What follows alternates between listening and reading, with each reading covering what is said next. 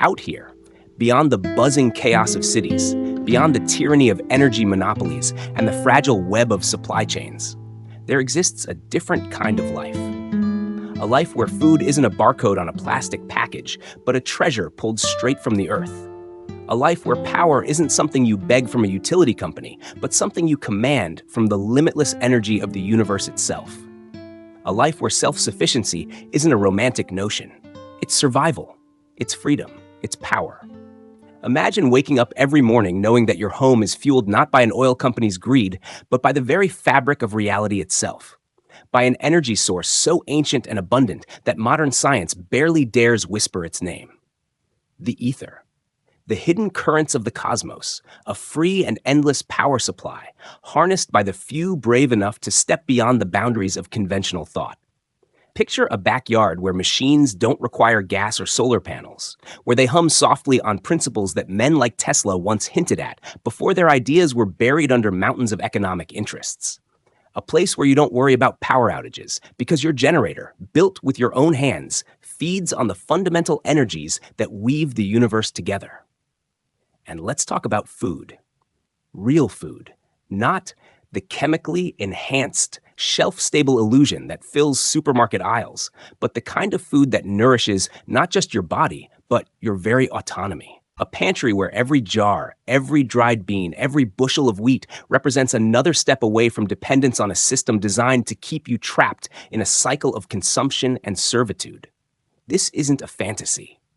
This is the reality of those who dare to take control of their own existence. It's the way our ancestors lived before convenience was weaponized against us. Before people forgot how to sustain themselves, how to grow, preserve, and store their own food.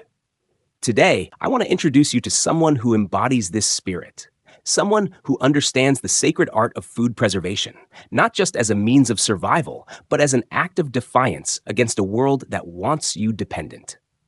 Welcome to Self-Sufficient Backyard. Today, we're stepping into the world of Chelsea, a woman who has turned food preservation into both a passion and a way of life. If you've ever looked at a grocery store shelf and wondered how you'd feed your family if those shelves went empty, this story is for you. If you've ever questioned why modern society has strayed so far from the ability to store and prepare its own food, you'll want to pay close attention. Because Chelsea's journey isn't just about canning. It's about reclaiming power, one jar at a time.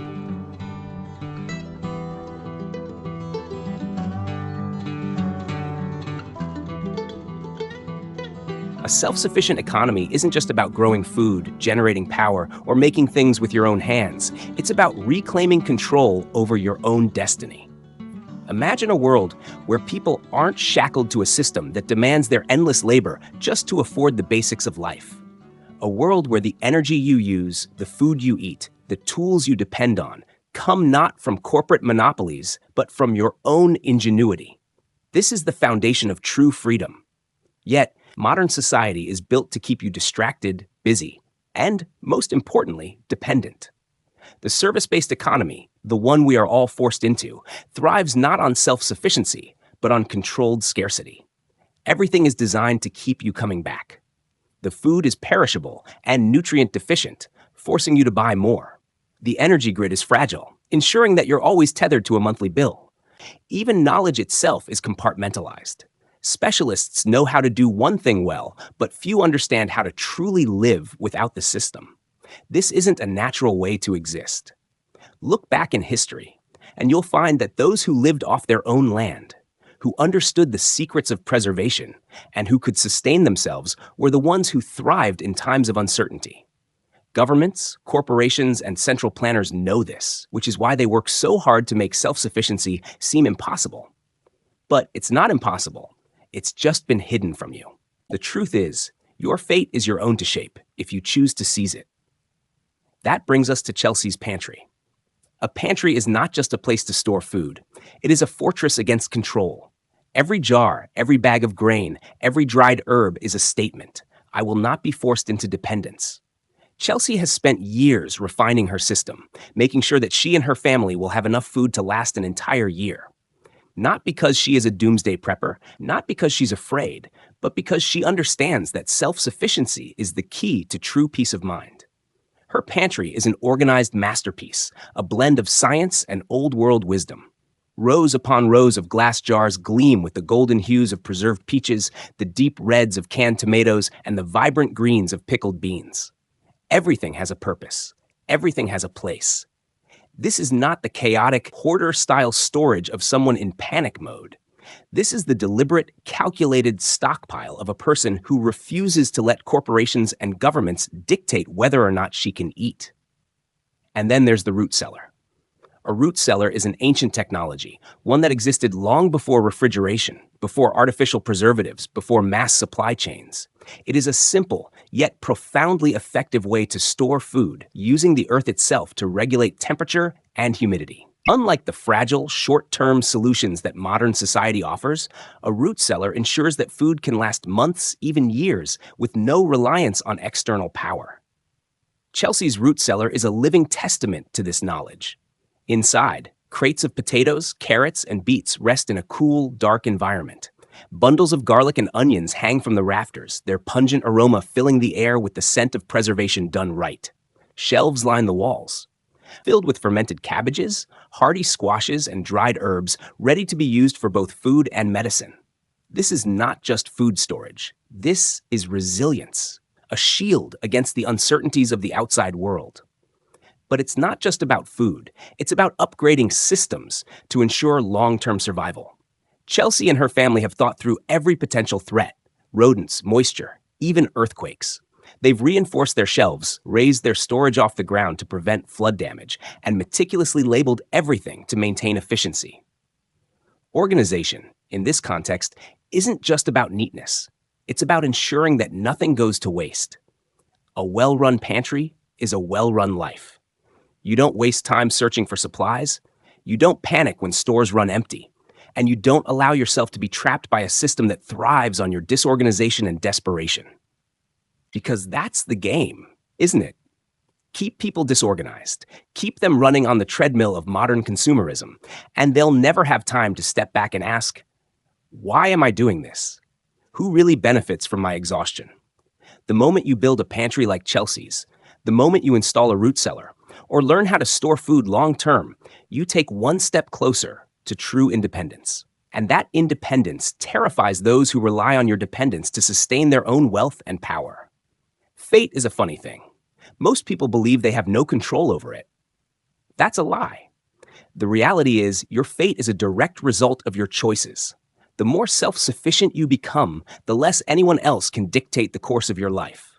History has shown us this truth time and again. Look at the pioneers who built entire settlements with nothing but their hands and the knowledge passed down from their ancestors.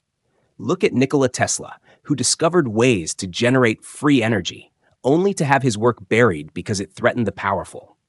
Look at anyone who has ever dared to step outside the system, to claim ownership of their own life, and you will see the same pattern.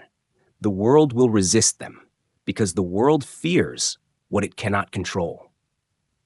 Chelsea's pantry is more than just a room full of food. It's a declaration of freedom. It's a quiet, unwavering rebellion against a world that wants you weak and dependent. And it's proof that with the right knowledge, the right mindset, and the right determination, anyone can take back control of their own existence. The question is, will you?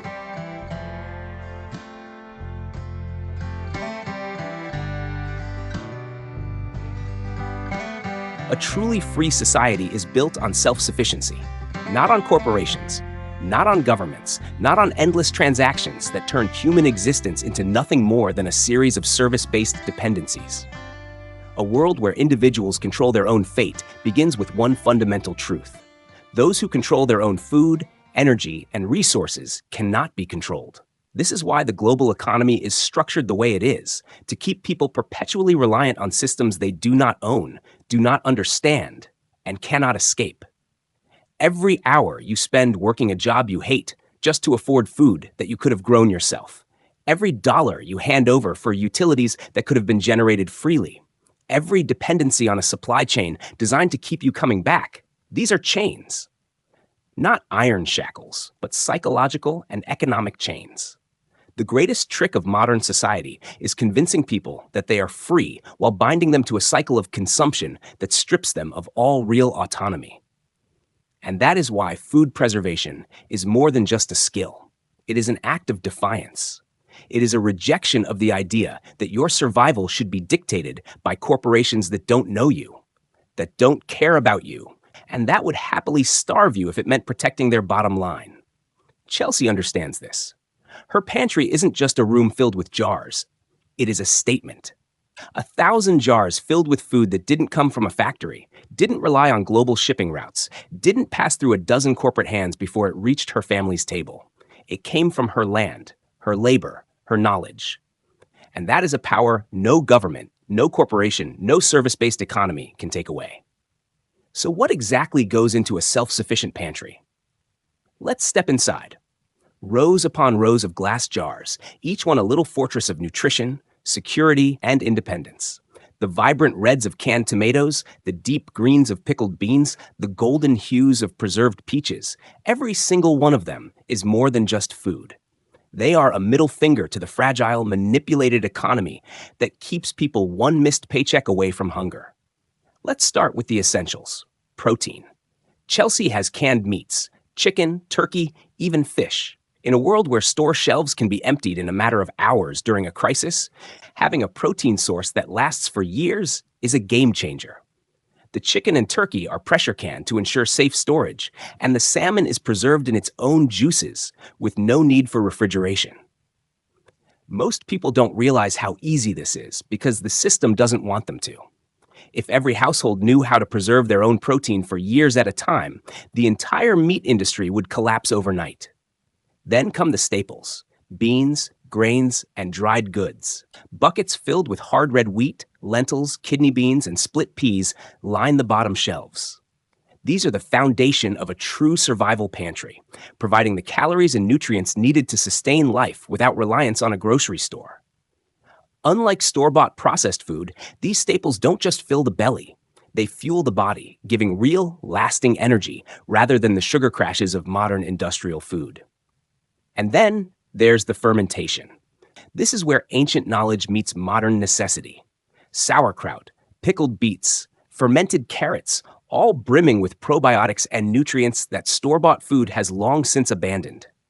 Fermentation is one of the oldest and most effective preservation methods known to humanity, used by civilizations from the Vikings to the Mongols to ensure survival through long winters and harsh conditions. Today, it is more relevant than ever. Chelsea also understands that food isn't just about survival, it's about quality of life. That's why her pantry isn't just filled with the basics, but with the comforts that turn survival into thriving. Peach preserves, homemade jams, green tomato mincemeat for baking, these things aren't luxuries. They are reminders that self-sufficiency doesn't mean sacrificing enjoyment. It means taking control of every aspect of life, including the things that make it rich and satisfying. But this level of independence doesn't happen by accident. It requires planning, strategy, and an understanding of how to make food last.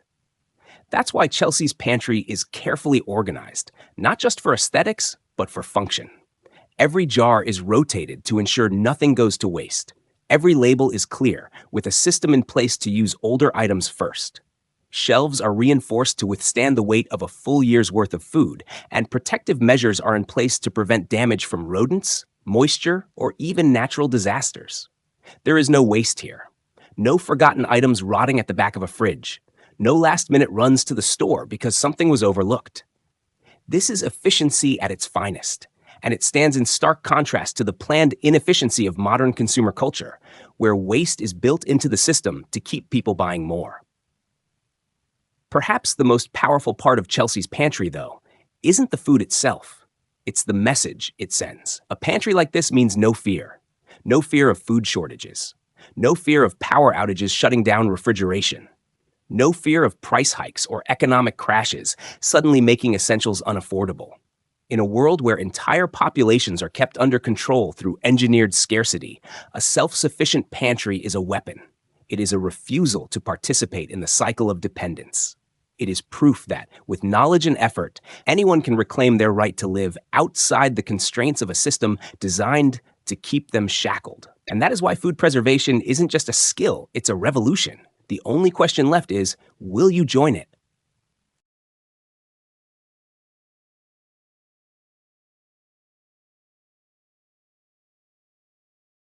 Self-sufficiency is not a trend. It is not a quirky hobby for those with too much time on their hands. It is a declaration of independence in a world designed to keep you dependent. Every dollar spent on bulk food instead of overpriced, disposable supermarket goods is a step away from control. Every piece of knowledge gained in preserving and storing that food is another layer of armor against a system that thrives on engineered scarcity. Buying in bulk is not just about saving money, it's about securing your future. When you purchase food in large quantities, you are making a calculated investment in your own stability. You are rejecting the illusion of convenience, the idea that food will always be available on the shelves, that prices will remain stable, that the system will always provide. Because history has shown, time and again, that it will not. Governments have failed, economies have collapsed, supply chains have broken, and yet, those who have prepared, those who have taken the time to understand food storage, preservation, and self-sufficiency, have endured. They have thrived. Chelsea's Pantry is proof of this. A year's worth of food, carefully planned, stored, and organized.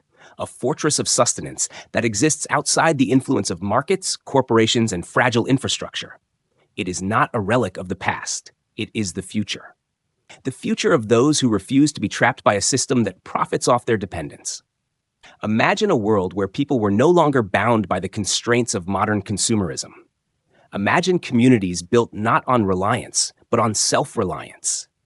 A world where barter and trade replaced credit and debt. A world where individuals controlled their own means of survival, rather than being controlled by those who sell it to them at a premium. This is not a fantasy. This is what happens when people choose to take control of their own lives. When they choose knowledge over ignorance, preparation over panic, self-sufficiency over servitude. And here's the truth. You don't need to be a farmer to start. You don't need acres of land or thousands of dollars in equipment. You don't even need to wait for the perfect time. All you need is the willingness to begin.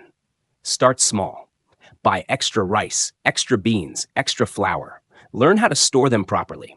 Buy one shelf-stable food item in bulk each month. Set up a system that works for you. Over time, your pantry will grow. Your knowledge will expand. And with each step, you will gain something far more valuable than food or money. You will gain the ability to shape your own future. Because in the end, that's what this is all about. Taking back control, reclaiming your time, refusing to be just another cog in a machine designed to keep you running in circles. The world wants you dependent. It wants you exhausted, distracted, and always one step away from crisis so that you remain easy to manage, easy to manipulate, easy to profit from. But you have a choice. The path of self-sufficiency is not easy. It requires effort, discipline, and a willingness to unlearn everything you've been conditioned to believe about food, energy, and survival.